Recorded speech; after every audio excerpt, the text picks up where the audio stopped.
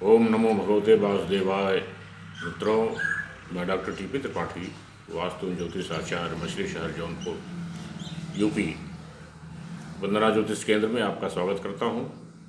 नवरात्रि चल रहे हैं, आइए हम इसका थोड़ा विज्ञान समझते हैं, क्योंकि हमारा धर्म पूरा विज्ञान है। इसके पीछे क्या विज्ञान है, साइंस क्या है। शिवपुराण में एक कथा आती है। एक बार संसार में अकाल पड़ा, लोग खाने पीने के लिए मरने लगे, पशु पक्षी सब सूख गए, पेड़ पौधे सब सूख गए। माँ भगवती इस दुख को देख करके रोने लगी, और वो इतना रोई, 9 दिन तक रोती रहीं, और उनके रोने से नदी, तालाब, लंगर, साल सब भर गए, पेड़ पौधे सब भरे हो गए, लोग खुशहाल हो गए, प्रसन्न हो गए, और माँ के चरणों में जाके गिरे, उनकी प्रार्थना की, पूजा की। ये शिव पुराण में प्रसंग है। लेकिन मैं आपको वैज्ञानिक सिद्धांत बताता हूँ। वैज्ञानिक सिद्धांत यह है कि सूर्य की किरणें दिन के समय रेडियो तरंगों को जिस प्रकार रोकती हैं, उसी प्रकार मंत्र जाप की विचार तरंगों में भी दिन के समय रुकावट पड़ती है। इसीलिए ऋषि मुनियों ने रात्रि का महत्व दिन की अपेक्षा बहुत अधिक बताया है, किसी सिद्धि को प्राप्त करने के लिए।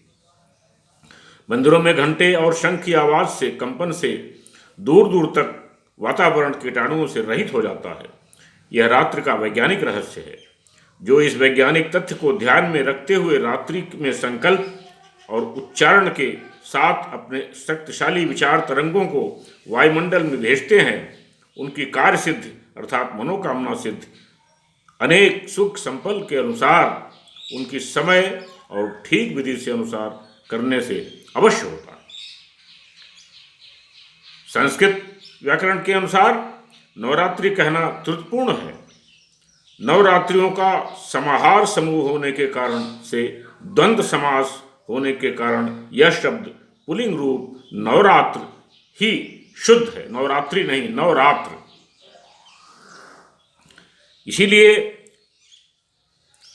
मनीषियों ने अत्यंत सूक्ष्मता का साथ वैज्ञानिक परिप्रेक्ष्य में समझने और समझाने का प्रयत्न किया, और रात्रि को उपासना, क्योंकि दिन में आवाज की जाए तो दूर तक नहीं जाएगी, परंतु रात्रि में जब आप कोई आवाज कहेंगे तो बहुत दूर तक जाएगी।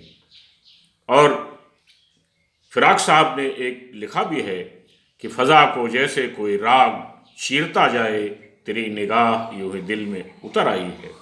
तो रात्रि में आपकी आवाज बहुत तेज दूर तक जाएगी।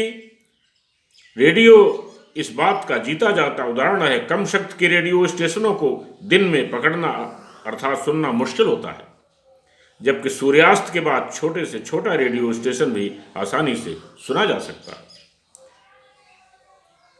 तो ये जो विज्ञान है, इस विज्ञान को तथ्य में रखते हुए अगर आप रात्रि में कोई पूजा आराधना सिद्धि प्राप्त करना चाहते हैं तो वो अधिक सफल होगी, और उसकी सफलता में कोई संदेह नहीं है।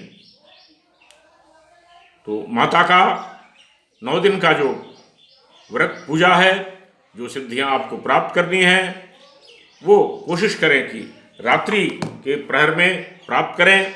उससे आपके विचारों की तरंगे आसमान में पहुंचेंगी, सिद्धियां प्राप्त होने में आपको कोई रुकावट नहीं होगी।